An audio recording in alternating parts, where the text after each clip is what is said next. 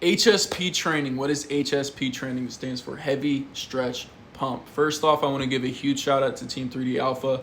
This is where I got these training methodologies from, and they got me insane results. This is what helped me break past a 300-pound bench whenever I was 16 years old, to where whenever I was 17, I was benching 350 pounds, completely natural, weighing around 170 pounds.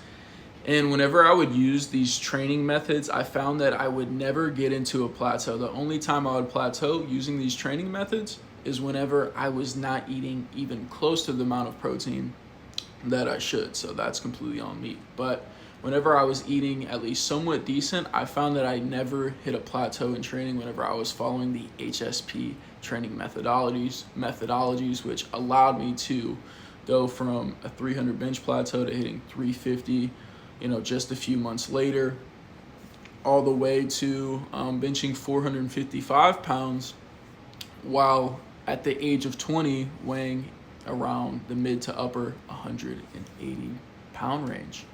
I've used this training method for clients as well. This helped one of my clients, Theo, go from, working out for hours, not really being able to put on much muscle, to, benching about 185 for 5 to 225 for 10 in a 2-month period, gained 20 pounds, and just had everybody coming up to him at the gym being like, bro, what are you doing? How is this happening?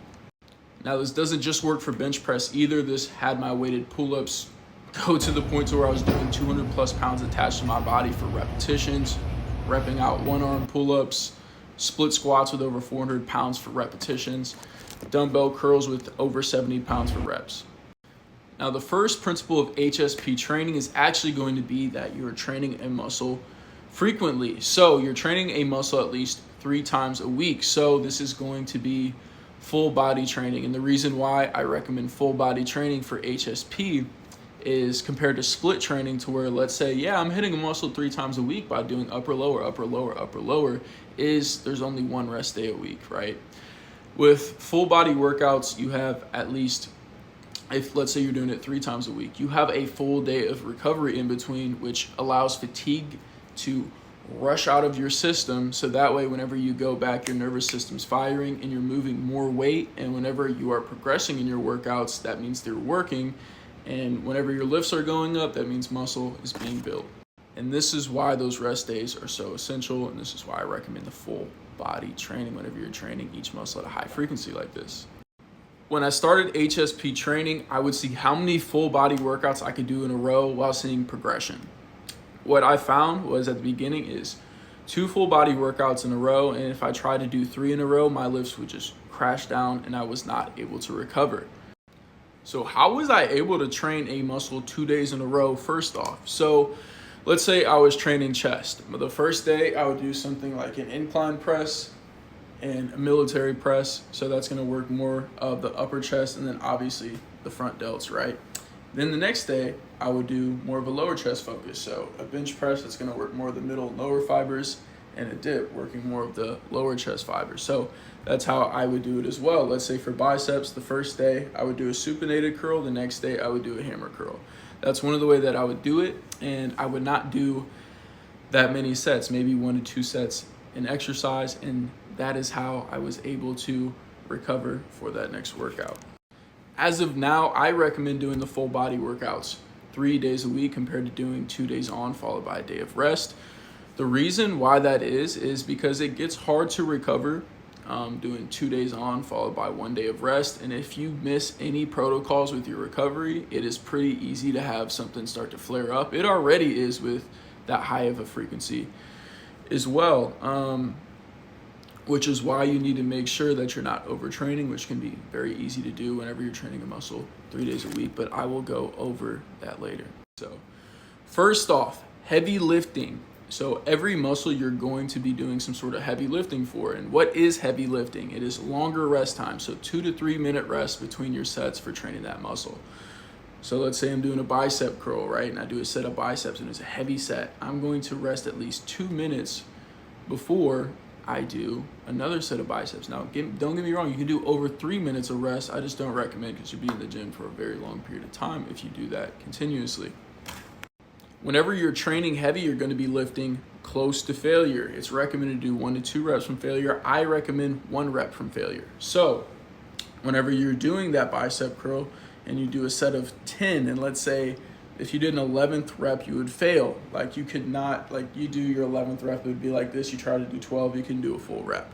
You would do 10 repetitions for that. And the reason why that is because whenever you do that last rep to failure, there's so much fatigue and there's more of a fatigue stimulus in your body compared to the growth stimulus for your muscle. So that's why you're leaving that last rep in reserve. So that is how I am going to recommend how you lift for the heavy portion of HSP. HSPS, what does S stand for? It stands for stretch. So how are you going to do your stretching sets? Just like the heavy sets, same amount of rest time and everything. You're going to train until you have 1 rep in reserve. In this example, let's say you're doing a lat pull down and you could do 10 reps, but you do 9.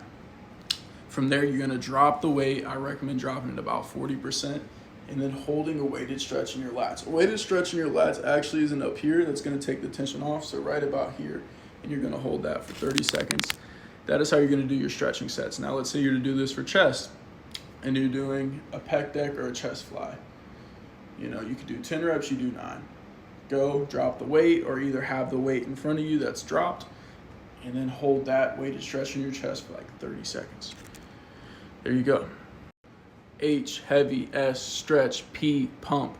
How are you going to get a pump? That is simply what pump stands for. So it's getting as much blood into that muscle as possible. So for chest, you could do a pec deck and you could do 1, 2, 3.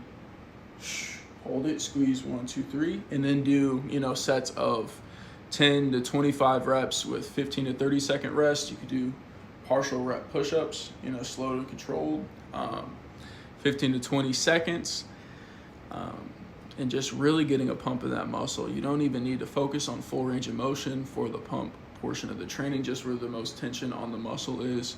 Doing these movements slow and controlled, or you could pump them out with higher repetitions. Short rest time is essential for this because you're just getting a lot of blood into that muscle. How many heavy sets should you be doing in a week per muscle? How many stretching sets should you be doing in a week per muscle? And how many pump sets should you be doing in a week per muscle? It's going to be different for everybody. So the closer you are to being a beginner, and all that means is, about 1 to 3 years of serious training. Intermediate lifter is going to be, 3 to 5 years of serious training, and advanced lifter is 5+ years of serious training. And by serious training, I mean proper high intensity lifting on a program. I don't mean, you've been doing cardio or calisthenics for 3 years. I don't mean that. I mean bodybuilding training. So me personally, where I'm at in my current stage, I'm an advanced lifter. I've been lifting for over 5 years. So for my heavy training, I would do, somewhere around 4 to 8 sets per muscle. For stretch training, I do about 1 to 3 sets per muscle. And then for pump training, 3 to 7 sets per muscle per week. Now, if you're a beginner, the closer you are to the beginning of your lifting journey, the more and more sets you're going to be able to handle for this. Also, if you just want to maintain the size of a muscle, about 3 heavy sets per week without any stretch or pump training is going to be doing that as well. That way you're able to allocate more energy to muscles you really want to grow. Okay, so for your heavy movements, your stretch, and your pump movements, are you going to do them all on the same day? Now, you can do them all on the same day, but what I will recommend is just, if you're going to do both on the same day or multiple on the same day, just do 2. Whenever you do 3, it's going to be really hard to recover from. So also, if you're doing your pump work, always do this after heavy or stretch training. You don't want your pump work to interfere with your heavy lifting. Stretch work is really just heavy work with a weighted stretch at the end, so you don't want it to interfere with that. So if you're going to do multiple on the same day, I would recommend just doing 2. Now, I am a huge advocate of training breaks. I got this from Team 3D Alpha as well. He called this mTOR reset. So this is taking a break from training whenever you start to plateau. And this was a huge game changer for me whenever it came past breaking through on plateaus. So I'll go over my recommendations for this versus his recommendations for this.